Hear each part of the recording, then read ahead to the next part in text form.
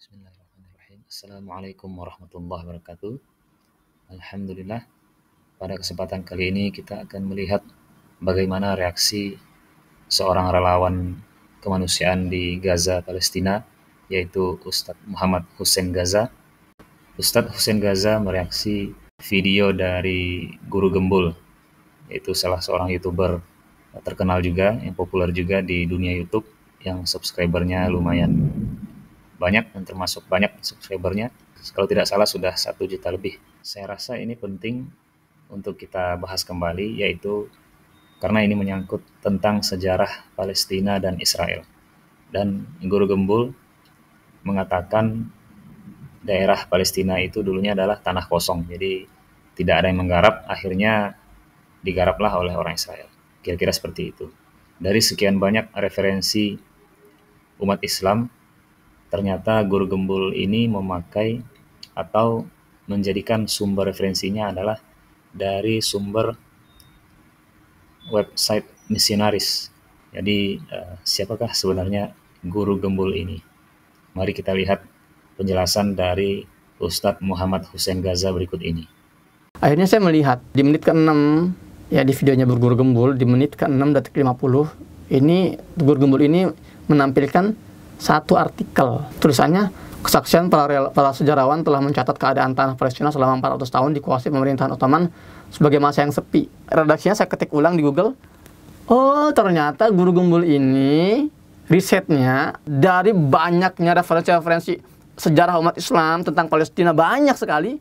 Dia lebih memilih referensi dari Google, dan lebih parahnya lagi apa? Lebih parahnya lagi ternyata dia mengutip dari websitenya misionaris orang-orang non-muslim, orang Kristen. Oh, nggak ngaji ini. Bagi teman-teman yang penasaran bagaimana sih metodologi risetnya Guru Gembul ini, kita akan temukan di cuplikan setelahnya. Dan apa yang terjadi setelah itu menjadi ajang kekerasan dari dinasti Ayyubiyah, kemudian Mamluk, kemudian Turki. Dan setelah Turki Utsmani menguasai itu, setelah wafatnya Al-Kanuni, apa yang terjadi? Tanah Palestina tidak pernah digarap oleh orang-orang Islam, diabaikan begitu saja. Orang-orang yang tinggal di sana tidak pernah diurus sedemikian sampai orang-orang Palestina mengungsi semuanya ke Mesir atau ke Suriah atau ke Lebanon. Tanah itu hampir dikosongkan gara-gara memang tidak ada satupun pemerintah yang mau ngurus tanah itu. Bahkan ketika zaman sekarang, kalau tanah itu memang benar-benar suci, kenapa Saudi Arabia membiarkan pendudukan Israel? Padahal dia memiliki kekuatan yang cukup besar untuk menghancurkan Israel. Kalau memang tanah itu dianggap suci oleh orang-orang Islam, kenapa Turki diam? Turki itu adalah negara terkuat ke-10 di seluruh dunia dan yang paling kuat di Timur Tengah. Israel itu nggak ada setengahnya, baik dalam kualitas maupun kuantitas. Teknologi Turki dalam kemampuan berperang itu...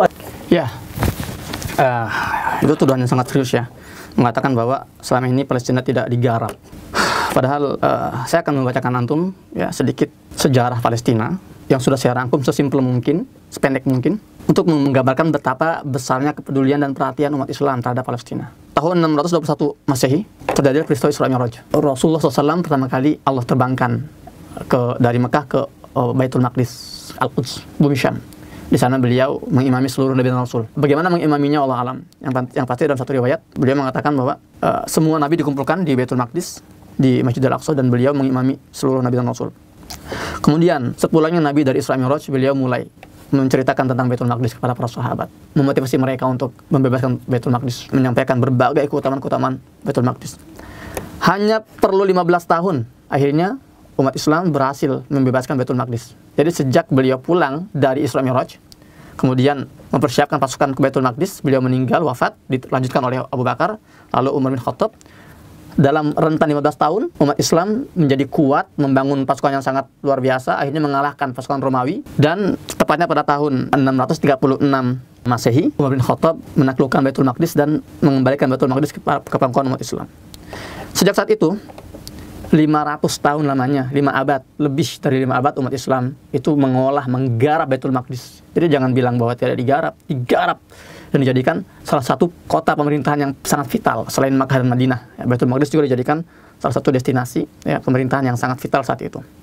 Nah, barulah 5 abad kemudian, tahun 1099, pasukan salib itu berhasil merebut Baitul Maqdis, menjarah dan menjajah Baitul Maqdis. Saat itu ada 70.000 ulama dan zu'ama dibantai oleh pasukan salib hari itu. Jadi mungkin ini salah satu penyebab kenapa tidak ada atau minimnya literasi ulama muslim yang menceritakan tentang kondisi Baitul Maqdis dalam sejarah perang salib. Karena para ulama itu dikumpulkan ya di satu tempat, satu lapangan, itu dibantai 70.000 ya umat Islam dibantai hari itu, sampai dalam satu riwayat darah yang mengalir dari pembantaian itu sampai ke dengkul kuda-kuda yang ada di situ saat itu.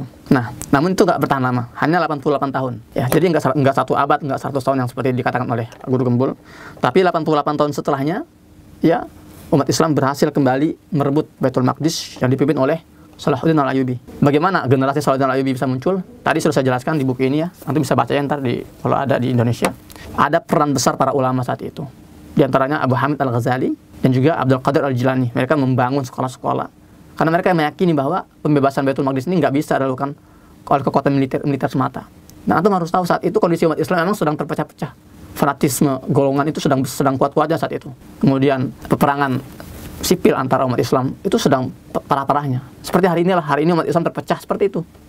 Jadi nggak mudah tugas para ulama saat itu.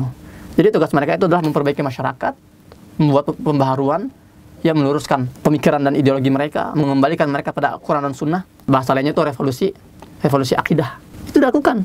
Dan antum harus tahu, Imam Ghazali ini terkenal sosok yang sering uzlah, sering mengisolasi diri, beribadah, ya, tafakur sendiri. Tapi ketika saat itu dia keluar dari uzlahnya, dia berbaur di masyarakat sampai dia akhirnya membangun sekolah itu di Baghdad, sekolah Abu Hamid Al-Ghazali itu. Karena dia peduli terhadap umat Islam itu, dan dia juga merasa punya kewajiban membentuk generasi yang kelak akan membebaskan Baitul Maqdis dari para pasukan salib. Ya. Nah, kemudian tahun 1187 akhirnya Salahuddin Al-Ayyubi berhasil menaklukkan pasukan salib. Kita sudah dengar ceritanya bagaimana Salahuddin Al-Ayyubi menaklukkan Baitul Maqdis dengan penuh kasih sayang, ya, tanpa ada terorisme sama sekali. Nah, kemudian sejak saat itu Baitul Maqdis berada di bawah kekuasaan umat Islam sampai tahun 1233, sempat kembali jatuh di tangan pasukan salib yang dipimpin oleh Raja Frederick, Raja Sisilia. Ya, tapi hanya 11 tahun doang, nggak lama mereka menguasai Al-Quds. 11 tahun, 1244 datanglah Raja Najmuddin. Ya, ini juga sama dari dinasti Ayyubiyah juga. Najmuddin Ayyub itu kembali membebaskan Baitul Maqdis dari tangan Frederick. Kemudian di tahun yang sama itu mulai ada usaha penjajahan Baitul Maqdis oleh pasukan Mongol, pasukan Tatar. Jadi memang sejak dahulu Baitul Maqdis ini menjadi pusat geopolitik dan geostrategis, menjadi pusat rebutan semua kekuatan-kekuatan dunia saat itu. Nah, Mongol yang saat itu sedang menguasai dunia nggak akan cukup kalau belum menguasai Baitul Maqdis, karena itu simbol penguasaan dunia. Barang siapa yang menguasai Baitul Maqdis, maka dia sudah dianggap menguasai dunia. Akhirnya Mongol berusaha merebut Baitul Maqdis, tapi mereka gagal ya, karena pada pertempuran terakhir namanya pertempuran Ain Jalut tahun 1259, seorang raja dan seorang jenderal perang muslimin dari dinasti Mamluk namanya Saifuddin Qutuz, dia berhasil mengalahkan pasukan Mongol. Sejak saat itulah akhirnya Baitul Maqdis berada di bawah kekuasaan Imam Malik. Oke. Kemudian tahun 1615 atau sekitar 4 abad setelahnya, kekuasaan Baitul Maqdis dipegang oleh dinasti Utsmaniyah. Ya, dan saat itu mulai banyak pembaharuan, renovasi, dekorasi ulang Baitul Maqdis, terutama oleh Sultan Sulaiman Al-Qanuni, seorang ahli arsitek yang sangat luar biasa, terkenal sampai hari ini itu menjadi panutan bahkan oleh orang-orang Barat. Sulaiman Qanuni ini membangun ulang tembok kota Al-Quds. Jadi kalau ada anggapan bahwa umat Islam ini mengabaikan Baitul Maqdis, ya itu salah besar. Karena antum melihat deh peninggalan umat Islam di Baitul Maqdis di Palestina. Lihatlah Masjid Qubatus Sakhra, sebuah desain yang dulu itu dianggap mustahil dibuat. Ya, sebuah masjid dengan kubah yang sangat besar tanpa ada tiang-tiang. Bagaimana buatnya? Saat itu kemajuan teknologi umat Islam itu di atas orang-orang Eropa saat itu. Dan Baitul Maqdis ini menjadi kota pemerintahan yang sangat diperhatikan oleh umat Islam saat itu. Jadi nggak diabaikan. Bahkan tembok-tembok kota Al-Quds ini dibangun secara khusus dengan metode khusus, dengan desain khusus oleh Sulaiman Al-Qanuni, gitu kan? Nah, setelah 7 abad lebih Baitul Maqdis Palestina ini dirawat, dipelihara, dipercantik oleh umat Islam, dijaga. Akhirnya karena faktor dari dalam, lemahnya umat Islam karena sudah terlalu dilalaikan oleh urusan dunia. Akhirnya tahun 1917 jatuh kembali oleh pasukan Inggris tidak lama setelah Turki Utsmani ini runtuh. Jadi tolong diperbaiki ya, informasi dari Guru Gembul ini, teman-teman yang sudah menyaksikan, menyimak video ini.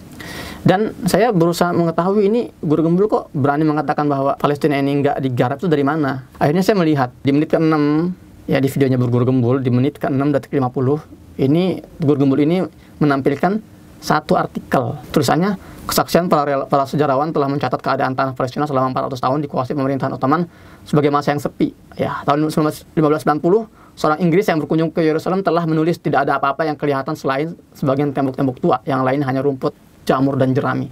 Gunnar Edward WB ini siapa? Saya bilang kan saya ketik Google, nggak ketemu referensi dari mana gitu kan. Ini saya ketik redaksinya, saya ketik ulang di Google. Oh ternyata Guru Gembul ini risetnya dari banyaknya referensi-referensi sejarah umat Islam tentang Palestina banyak sekali. Dia lebih memilih referensi dari Google, dan lebih parahnya lagi apa? Lebih parahnya lagi ternyata dia mengutip dari websitenya misionaris orang-orang non-Muslim, orang Kristen. Namanya itu abalofministries.org. Saya cek, memang dari sini sumber artikel yang dikutip oleh Guru Gembul, dan saya cek ini siapa ini? Ini website siapa? Ternyata apa? Ini itu adalah website orang Kristen. Saya baca nih ya, about us-nya. Saya lihat visi misi dari website ini adalah apa?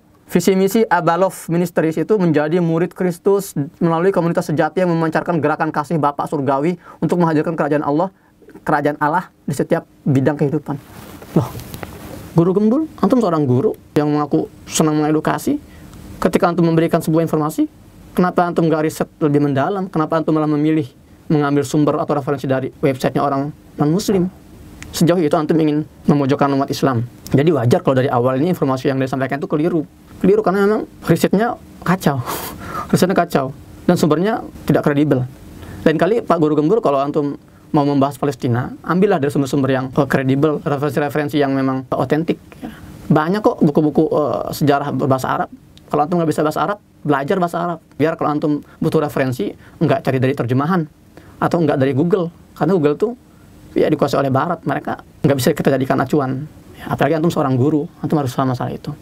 Ya, dan tadi antum juga sempat membahas, kalau emang Palestina itu tanah yang suci, kenapa Saudi Arabia itu diam? Kenapa Turki itu tidak kirimkan pasukannya? Karena Turki ini bisa mengalahkan Israel. Antum paham nggak sih geopolitik, geostrategi? Antum nggak perlu melemparkan pertanyaan itu pada para netizen. Bahkan sebetulnya antum bertanya seperti itu, artinya antum nggak paham geopolitik, antum nggak paham geostrategis. Bicara Israel, kita nggak cuma bicara Israel yang ada di Palestina. Kita lihat belakang-belakangnya siapa bikinannya, Amerika, Inggris, Prancis. Jadi ente berharap Erdogan ini mengirimkan tentaranya ke Palestina, ya memerangi Israel gitu doang, karena mengandalkan kekuatan militer Turki. Berarti antum nggak paham geostrategi antum. Yang ada di belakang Israel itu bukan cuma Israel doang. Jadi kalau antum menyimpulkan bahwa Turki, Arab Saudi ini nggak mau bebaskan Palestina karena memang mereka tidak menganggap Palestina suci, itu blunder besar itu, kesesatan yang sangat parah itu. Kita nggak usah bahas masalah inilah. Kita tahu lah Turki ini negara sekuler, Muslim tapi sekuler, dan dia nggak bisa sembarangan ngirim pasukan. Apalagi Saudi Arabia yang mesra dengan Amerika Serikat. Antum melempar pertanyaan itu ke siapa dan apa tujuannya? Saya jadi meragukan kredibilitas antum sebagai seorang guru kalau gitu ceritanya. Kalau seperti ini ternyata cara riset antum, referensi antum, maka saya nggak akan lanjut lagi reaksi saya untuk video kali ini, untuk video antum. Dan saya akan mencukupi reaksi saya. Selebihnya bagi teman-teman yang masih mau mendengarkan celotehan beliau, silakan aja tuh. Saya taruh linknya di deskripsi, link lengkap videonya. Saya sudah cukup mereaksi video Guru Gembul. Semoga bermanfaat buat teman-teman semua. Sekali lagi saya nggak punya kebencian personal pada Guru Gembul, nggak. Cuman saya hanya menyayangkan sekali dia sebagai seorang public figure, seorang YouTuber yang punya subscriber tidak sedikit, menyampaikan informasi dengan metodologi yang jauh dari ilmiah. Silakan antum simpulkan sendiri. Antum para subscriber Guru Gembul simpulkan sendiri ya dari video reaksi ini. Sekali lagi semoga bermanfaat. Kalau ada kata-kata yang kurang berkenan, ada kata-kata yang ya menyelekit, itu dari saya pribadi, mohon maaf. Tapi kalau ada kata-kata yang benar, itu semua datang dari Allah Subhanahu wa taala. Demikian, sampai jumpa di konten selanjutnya bersama saya Muhammad Hussein di Jalur Gaza. Assalamualaikum warahmatullahi wabarakatuh.